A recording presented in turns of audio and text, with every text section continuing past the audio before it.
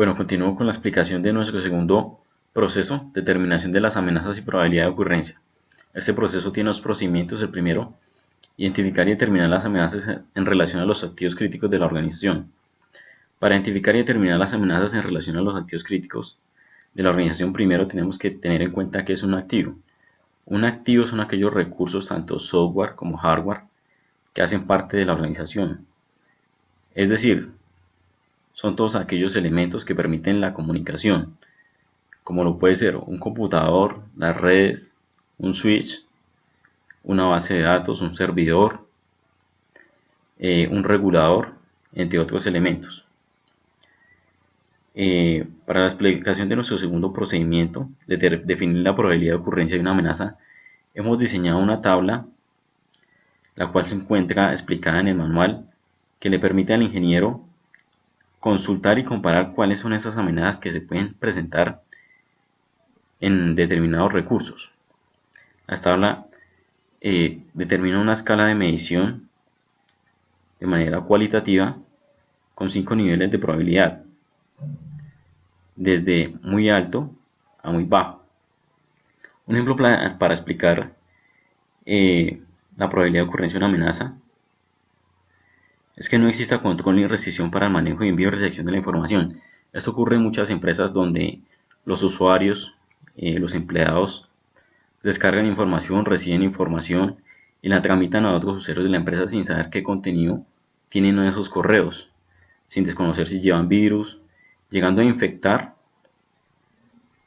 muchas de las bases de datos con las que cuenta la empresa, llegando a la posibilidad de permitir a terceros robar esa información con esos virus. Para definir esta amenaza en la escala de probabilidad que tenemos en la tabla, podemos decir que si esa actividad es algo normal que ocurre en la empresa y es cometida por muchos de los empleados, podríamos ubicarla entre unidades de probabilidad como muy alto. Pero por el contrario, esta actividad es controlada, existen mecanismos de control, políticas de seguridad para evitar que suceda estas novedades. Entonces la probabilidad va a ser muy baja.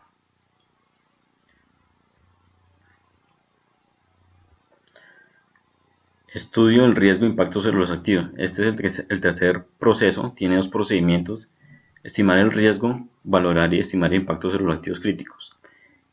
Para explicar este proceso, hemos construido una tabla, la cual se encuentra también en el manual, en la cual permite clasificar el riesgo de manera cualitativa en una escala de medición desde muy alto a muy bajo, lo que permite clasificar los riesgos e igualmente aplicar los controles, priorizando los riesgos que están clasificados como muy altos para salvar la empresa de gastos y costos innecesarios.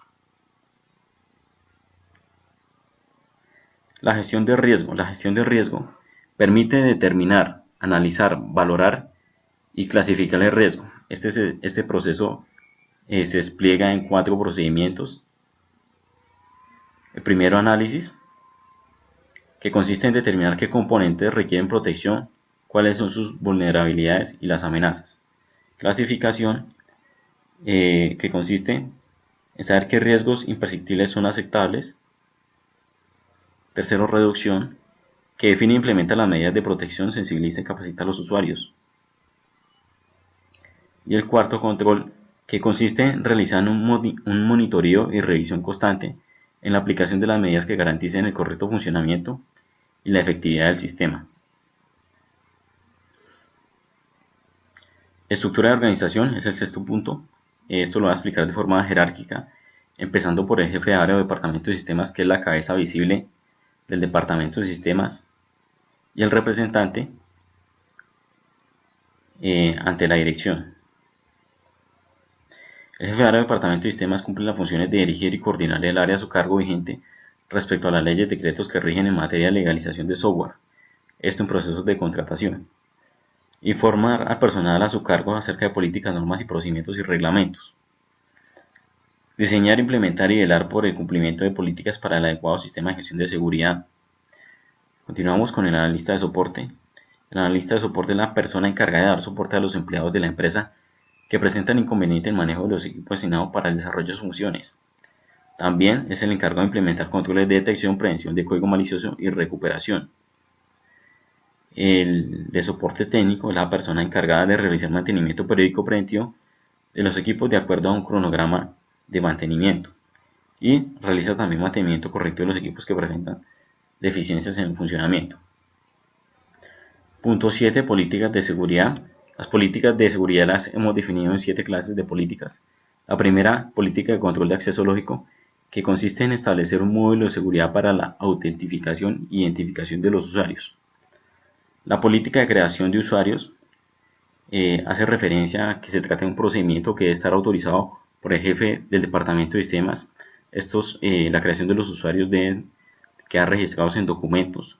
No se deben crear cuentas a personal que no pertenezca a la empresa. La política de creación de contraseñas está definida en que se trata de que deben caducar cada 42 días por lo mínimo, que las contraseñas se bloqueen después de ciertos números de intentos, no se deben asignar contraseñas en blanco. La política de administración de accesos consiste en reportar los accesos no autorizados, identificar usuarios retirados que todavía tienen acceso al sistema, inhabilitar cuentas por no ingreso a más de 60 días. La política de acceso a la red consiste en determinar qué usuarios pueden ingresar a Internet. La política de acceso a bases de datos consiste en determinar qué administradores, qué usuarios pueden ingresar a esas bases de datos, a cargar información, eliminar información, consultar información, entre otras cosas. Las políticas de conexiones remotas están fijadas a que deben ser administradas por el jefe del departamento de sistemas cuando se trata de realizar conexiones desde equipos que hacen parte de otra red.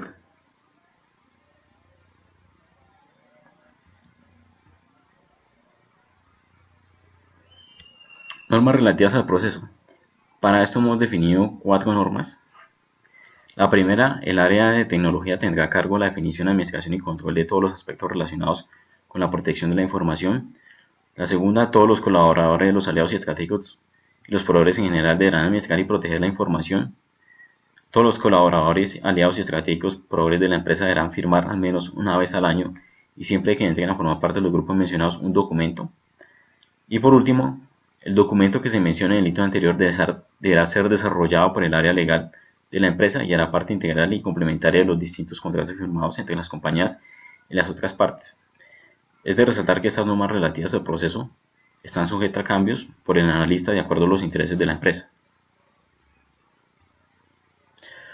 Controles. Hemos definido 3 tipos de controles: de acceso y permisos, de intromisión y de escritorio y pantalla limpias.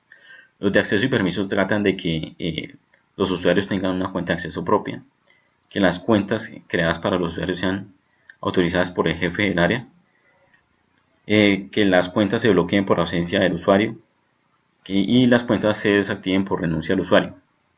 De intromisión. Hace referencia a la aplicación de los recursos disciplinarios que tiene la empresa, como es el despido de usuarios por violar el sistema de seguridad, un control mensual de las bitácoras de incidentes donde queden registrados todas las novedades que ocurran en cuanto al sistema. Podemos registrar allí lo que se trata de cambio de contraseñas, mantenimientos, acciones correctivas, entre otras cosas. De intromisión, también tenemos la configuración de equipos. Bueno, el último control, escritorio y pantalla limpias. Aquí tenemos 4 tipos de controles. Guardar información impresa bajo llave, que es de evitar dejar nuestras contraseñas escritas en papel cerca de los computadores que permitan el ingreso a terceros. Bloqueo de pantallas por inactividad o ausencia. Esto evita que otras personas ingresen a nuestro equipo cuando nos levantamos del puesto de trabajo, el sitio de trabajo. Protección de los puntos de correo y eliminar accesos directos. Continuamos política corporativa. La política corporativa son aquellas directrices construidas por la dirección tras un proceso de análisis y estudio de la misma empresa, teniendo en cuenta unos factores como lo son el servicio que presta la empresa y el entorno. Las políticas también se enmarcan en la protección de la información y la protección de activos. Estas políticas finalmente deben ser cumplidas por todos los usuarios de la empresa. Instrucciones generales y específicas, punto 10.1. Las instrucciones específicas son aquellas que debe cumplir el administrador para proteger el sistema. Como administrador, debemos verificar que la persona encargada respete la confidencialidad, la integridad, la disponibilidad y la autenticidad de la información. Las instrucciones generales están dirigidas a los usuarios que hacen parte del sistema. De igual forma, la hemos clasificado en dos tipos de actividades que debe cumplir el usuario, como las actividades que debe hacer y las actividades que no debe hacer para ayudar a proteger el sistema y la seguridad de la información. Un ejemplo de se debe apagar los computadores en las horas no laborales cerrando las cuentas de usuarios. De esta forma garantizaremos la integridad del sistema y la información. No se debe dejar los computadores encendidos en horas no laborales a fin de evitar que otros usuarios lo utilicen o sustraigan información que comprometan las responsabilidades disciplinarias o penales del usuario. Derechos y deberes. Derechos de los usuarios: ser notificados y capacitados sobre las políticas de seguridad, ser informados oportunamente sobre la modificación y creación de políticas, recibir ayuda y asesoría y que sus solicitudes sean atendidas a tiempo. Deberes: cada funcionario involucrado en sus labores con información que vincule los intereses de la empresa o organización deberá actuar en todo momento de forma ética sin afectar los 4 principios: confidencialidad, integridad, disponibilidad y autenticidad. Sanciones: son los recursos legales que tienen las empresas para castigar a los empleados o a los usuarios por la falta de cumplimiento o violación de políticas. También se pueden aplicar sanciones disciplinarias. De igual forma, por la violación o el incumplimiento de las políticas se puede terminar un contrato por parte del empleador sin lugar a una indemnización. También el empleador puede aplicar sanciones sin perjuicio, acciones disciplinarias. Recomendaciones dirigidas a la empresa.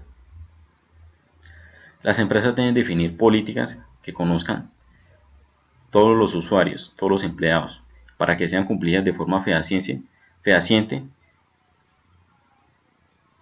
Es propicio que la oficina del departamento de sistemas también se reúna con los jefes de otras áreas para involucrarlos y dejar registrados en documentos el compromiso en cumplir con las políticas de seguridad, fomentar una cultura responsable sobre el uso de los medios tecnológicos con los que cuenta la empresa, realizar auditorías sobre los procedimientos que se desarrollan los usuarios del sistema, invertir en capacitaciones certificadas que le permitan al usuario concientizarse e identificar aquellos procedimientos irregulares para que no realicen conductas inadecuadas. Recomendaciones orientadas a la tesis o al trabajo. Actualizar el plan de seguridad informática con evaluación de riesgos. Las políticas de seguridad deben construirse con base al análisis de riesgo. El analista de soporte debe monitorear los factores de riesgo. La empresa debe programar un análisis de riesgo según el impacto de riesgo en el que se encuentre. Recomendaciones orientadas al estudiante. Es importante que el estudiante investigue, estudie las tecnologías desarrolladas actualmente definidas como procesos automatizados para calcular el riesgo y se documente sobre las metodologías existentes en la evaluación de los riesgos, de tal forma que pueda realizar su propio proceso de constructivo de aprendizaje o de conocimiento de ideas que le permitan llegar a fijar puntos precisos de criterios de evaluación sobre los riesgos que logre determinar. Es decir, que el estudiante tenga la capacidad de desarrollar nuevas metodologías y nuevas herramientas para el estudio del riesgo. Como por último, conclusiones: para mí fue una gran satisfacción haber estudiado las diferentes metodologías existentes a nivel mundial, estudiar de manera sus diferentes procedimientos para descomponer sus procesos funcionales, llegar a construir este manual me permitió a mí también definir unas nuevas herramientas que da como muestra un avance significativo en materia de seguridad que se puede alcanzar tras el estudio, nuevamente lo repito, de diferentes metodologías de riesgo. Aunque el manual explica el paso a paso que debe seguir el analista para mejorar las condiciones de seguridad. El analista también puede